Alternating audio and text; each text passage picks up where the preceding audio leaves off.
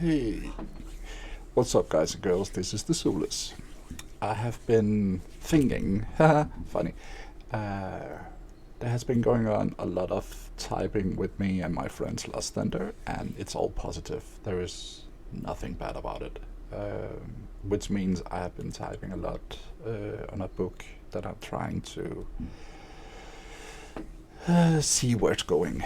For myself, it seems that my lack of experiments, my lack of typing, um, is being compensated from Lastender and his girlfriend, which can put it up to a higher value in the end. And this will also make it so much better for everyone. So I have put myself in contact with these two people and have them on my side, which means if I ever gonna need to have it fixed or published or whatever in the future, I have those on my side. So when we go into being a typer or an author or whatever, it comes down to, if you have the story, you simply just put it down in words. So get the story first, because nobody else can guess what it is that you have in your head. As soon as it's down on paper and you can follow the storyline itself, it's way easier to fix it and put in a better sentence and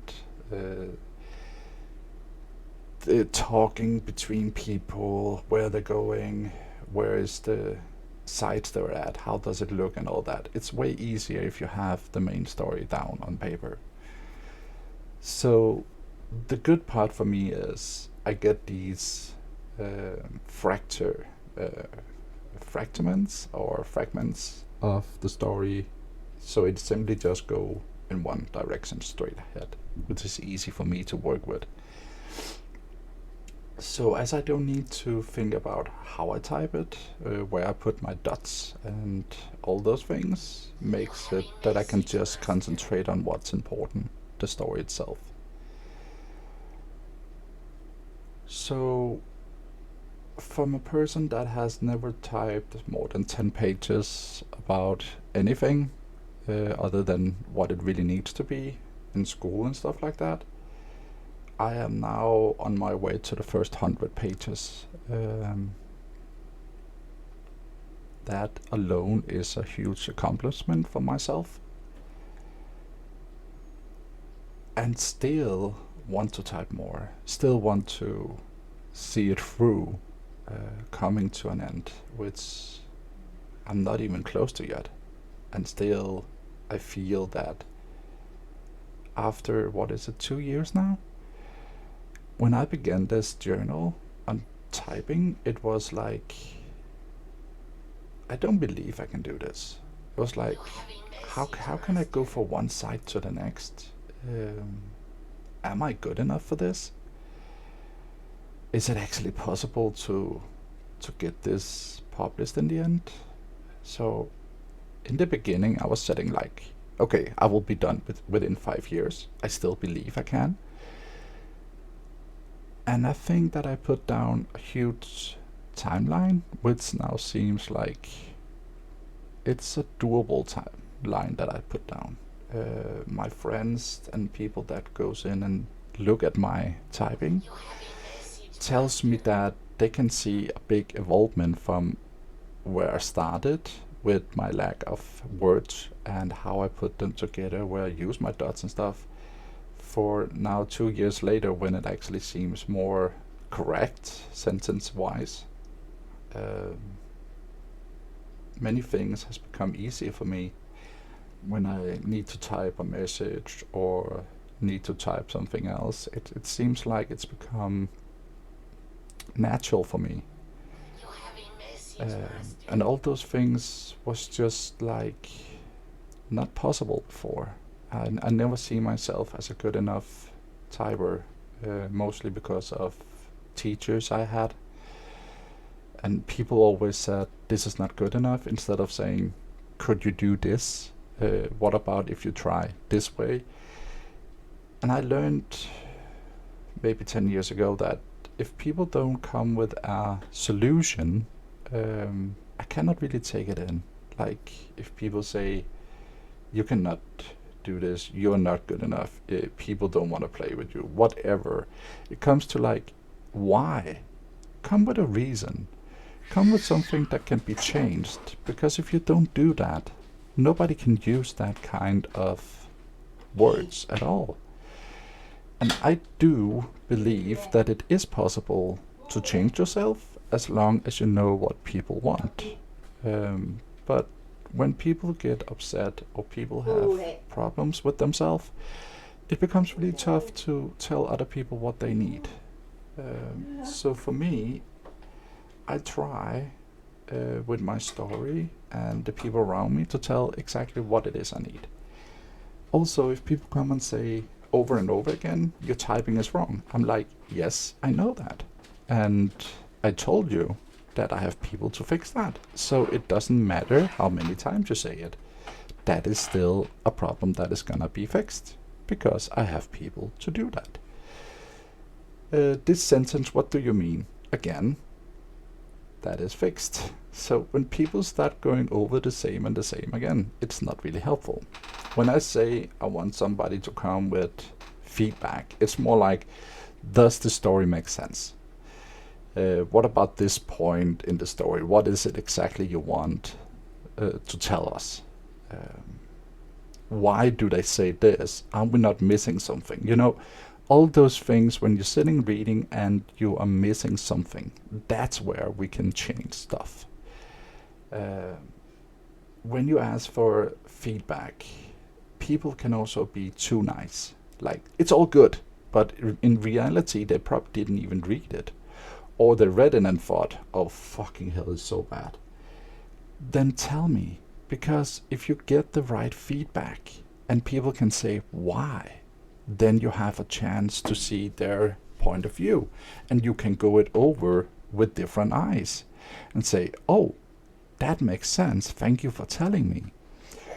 The story is good, okay, I can use that, that means what I'm typing is correct, but I'm missing, and that's totally fine, let's go into it. And the same comes with people in normal life. You can be too polite. Sometimes we know something is not perfect. Don't lie to us. Just tell us the truth. Am I the beautiful man in the world? No. Am I okay looking? Sure. I'm not the ugliest person I've seen. Ha! And I still look myself in the mirror, you know? And it hasn't been broken yet, so something is okay. But being too polite is bad. Because people don't trust you. And it's simply that. So when it comes to my story and I read up something, if people like it, sure. If they think something is missing, tell me. And that comes into a huge amount of people. So for you guys that haven't seen my Twitch or whatever, where I'm talking about my story, let me tell you a few things. It's about a young girl, mid-20s. She have two friends. They will be ending up in a world adventure for the Nordic mythology. And then people can say, oh, it's about the Asgardians and everything. Yes, there are with the story, as it will show out that one of the Asgardians is important for the story. But where do I take off for a different approach to the Asgardians or the Nordic mythology is I choose to focus more about the other godline that has been forgotten a bit. And those are the Verns, and their story and their world is something I use a bit more time on. And when it will be put down on paper and fixed with my friends, it's probably gonna have a huge impact and mean a lot more. So for people that likes the whole Nordic mythology will find this super interesting because nobody has touched this as much as I have. So I hope that will find people's interest. when we follow this girl into her path of helping somebody in the Asgardians, she has not a sixth sense, but she has definitely enhanced senses and can feel and see things that other people cannot. She also gets extremely unlucky with her personality and what's happened to her. The things she will be put through is extreme, and I would definitely say that I have put myself in a direction of a Danish story called Eric the Human Son, and I find that story really, really good. It's also about Nordic mythology, and I want to put myself in the same kind of storyline he used. And I believe the way I put it down so far, I hit the way of the story I like. And it seems to have still his kind of thought through how we go for this to this to this. So I hope that you people out there will find this super interesting. I'm typing it on Danish, but it's gonna be changed into English as well. I have absolutely no idea when it will be done. As I said, I put myself in a 5 years typing process, which means that when the story from my side is done, it's not when the people then get the chance to put in new words and set it up different is done. With the experiments and stuff on this, could probably make it within a year when I'm done. Could also take longer, could take shorter, I don't know.